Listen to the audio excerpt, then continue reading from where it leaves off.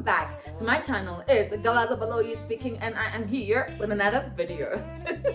So today, I'm laughing at the fact that I can see you are looking at me. So today, I have a guest. That's one. I have a guest. This is the guest that I have. Her name is. What's your name, madam? My name is Gugu. I thought you were going to say my name. My name is Gugu.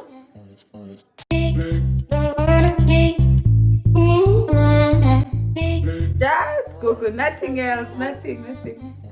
Gugu, H. Gugu wetan. Gugu letu. Gugu wetu. Sorry. I'm sorry. Gugu letu. Okay, so this is Gugu letu. This is Gugu letu. Gugu letu Zondo. Yeah, this is my friend. Zondo. Gugu. You know what letu? Gugu letu. No, I'm in Gugu Labo, so I don't mind. Gugu labant. No, my family's Gugu. Oh. Yes. Alright, so this is Gugu. It's a very good friend of mine. We've been friends for a very long time now, I think. Right? It's been like, how many years? 5 years? Yeah. Yeah. She's been there, Actually, guys. a bit more. But yeah. Yeah, from 2016, I think we became friends. So, like 5 years. Yeah, at this point. Yeah. Because it was beginning of 2016. Yeah. So, yeah, so we've been friends for about 5 years. And yeah. But that's not the point of this particular video. So, what we're going to be doing today, we'll be talking about mental health, particularly generalized anxiety disorder. That's what it is. That's what we'll be talking about. But to start with, I have a little bit of background, just first year level or entry level psychology. And Madam, yeah, can you tell us, Madam? So I've completed my honors in psychology. And I'm starting with my clinical psychology master's next year. Yes, girl. I'm a clinical psychologist in about 2 years, guys. Like, I'm really excited. It was like, whoo, girl, it's been a journey. But that's not, I think we will leave that on for another video, eh? Yeah. That will be like, yeah. Your prayers. But yeah. A lot, yeah. Ish, it was too much, no? It was a lot. Yeah. But yeah, so speaking of generalized anxiety disorder, so this is something that I have been through, something that also Gugu has actually been through. So we just wanted to share our stories as to like what happened on my side, when I started to basically pick up that I had some form of anxiety disorder. So when I was at university, I remember this one particular time, I think I was writing my final year exams. I think it was in third year. Yeah, I think it was in third year, and I was writing my final year exams. I had a practical exam, and yeah, so I got to my practical exam. Everything else like went well in the other 3 stations, but then I got to this one particular station. It was actually one of our lecturers that was examining me on that particular day, and for this station in particular, I realized that I knew what I actually was there to do, but I just felt so much pressure. I just felt so much, like, I don't know, I can't really describe the feeling, but what I remember is that like at some point I froze, like, and I couldn't say anything. And I started like getting like shaking, and basically I went blank. That's what happened. And the examiner kept on saying that, you know, Gavaza, I know you know this. And I just looked at her like, you know, and I'm like, I'm not going to say anything from here onwards because I don't know. I think from that day, that's when I actually realized that I had some form of anxiety. And even when I reflect back, there were cases where I wouldn't want to be in a group of people. I wouldn't want to be with a lot of people because I just felt like I wouldn't know what to say to those people. And yeah, so that's my experience, or the first time I picked up that I had an anxiety disorder. And obviously journeying on with it, I've been through quite a bit, I think, with it. But there were certain things that med school forced me to overcome, because there was no way that I would be the person that I am, or in the profession that I am today, with that same level of anxiety that I had. The symptoms that you experienced, you mentioned that you were you were shaking, or you were trembling? Did you experience any sweaty palms, or heart Palpitations? Yes, Did you experience all of that? Yeah, I think I did have like sweaty palms. I remember that. I had heart palpitations, and also I just felt so blank, like I don't know what I'm here to do, even though I've studied, but I couldn't during the exam. Yeah. Beyond this particular incident, I had a bit of other symptoms. Like for instance, like standing in front of people and talking. Some people will say that they will feel a bit nervous to basically get in front and start talking, but once they are in it, they overcome it. But for me, on the other hand, sometimes I would have it like throughout, like to a point where my hand, if I had like cue cards or something, I would be like this, I would be here. And so I had some of those symptoms. Now I can actually relate to your story a lot, because I also had anxiety, especially social anxiety. I don't want to say especially because I don't want to interrupt you, but I did. Especially social anxiety.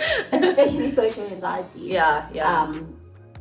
And I find myself being an awkward, a socially awkward person. Because I do become socially awkward around people. So when that happens, I do experience heart palpitations as well. And I feel myself mumbling when I talk. And I feel myself like, what am I saying? I'm not even saying anything. So those are the symptoms that I experienced at the time. And like you said, when you have to stand in front of people, to recite a speech or say a poem, recite a poem, it's difficult.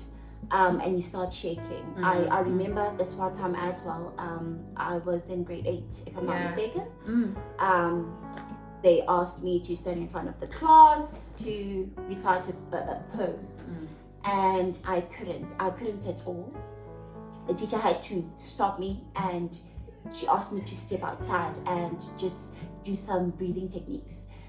I came back, but I still had the same problem, so I couldn't deliver.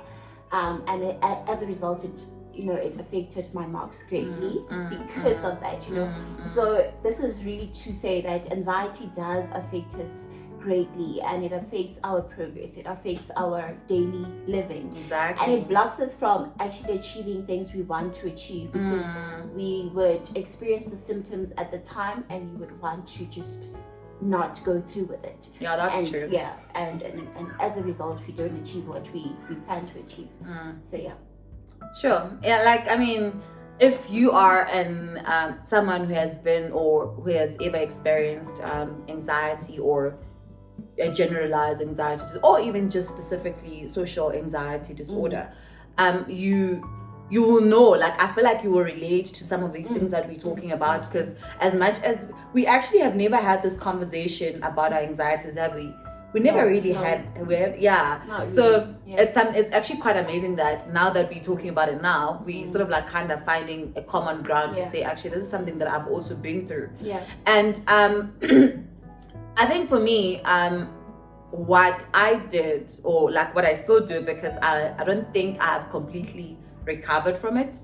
So I'm just gonna tell you like what I do to basically manage it at home without having been to someone to help me, like a professional. So like what I've been doing is I've been practicing a lot of I like exactly what your teacher told you. Like sometimes when I'm reporting to someone, when I'm actually during the reporting, and I realize that, oh my gosh, it's coming, it's right here. Then I will stop myself and I'm like I'll just basically take deep breaths, and then eventually I'll be calm, and then I'll continue talking about whatever that I was talking about. So another thing that I've actually been doing is practicing mindfulness. So some people, like I feel like a lot of people, when we're faced with mental illness, we don't really think about why this is happening, and what can I do to basically help myself. So I've been doing a lot of that. So like I'll sit down when I've had a certain anxiety attack, or I've had a certain incident where I've experienced some form of anxiety, then I'll sit with myself and just think, okay, so what went wrong, like what triggered my anxiety. And then when I figure out what triggered, okay, but sometimes it's like it's nothing that should primarily trigger it. And then like, okay, how do you then deal with that particular thing or trigger that actually starts the whole thing? And so I'll just think about that, and then I'll basically work around ways, like for instance, the breathing technique is another way to sort of like deal when you are in it. So I went to report, and damn, like I messed the whole thing up. I felt so bad, but it was like, it wasn't something that my job was reliant on, to say the least. So, but then the following day, after doing a little bit of mindfulness, I went to the same person and I gave them a different report, and then it was more effective, it was more, detailed. So yeah, that's one thing that I've been doing. And I do a lot of affirmations actually to also have that. So like I'll speak to myself and say, you know what, I'm actually confident, I know I can do this, and I know that I'm capable, I know, those affirmative words can actually help me the next time I see the same person. If it's about the person, I'll go with a little bit of more confidence. And obviously some exercises there and there to basically help my mind unwind from things like that. I like the part where you said you do a lot of affirmations, because that's what anxiety does. It really creates a lot of unwanted thoughts as well, because the unwanted thoughts are trigger the anxiety. You start maybe reading the room, and something triggers your thoughts, and you might feel inferior, or you might feel less of a person, and then the anxiety then just comes and attacks, in whatever form it attacks in. So I like the fact that, as part of your mindful journey, thanks, your mindfulness journey, you do a lot of affirmations, and that really does help a lot in really canceling the thoughts that are basically that bring about anxiety. So I just love the mindfulness part and affirmation part. Thank you, good. Anything else, ma'am? Yes, it's just a disclaimer to say that whatever we're saying here, it's based on our experience, and it's also based on the little knowledge we have. Well, I'm not qualified yet. I'm also not a qualified psychologist or a psychiatrist, nothing. So it's really solely based on just the little knowledge that I have so far, and just the experiences. And we're basing this video as well on our personal experiences and how we handled that particular situation. And what we've seen around us, And what we've seen around us. Hallelujah. Yeah.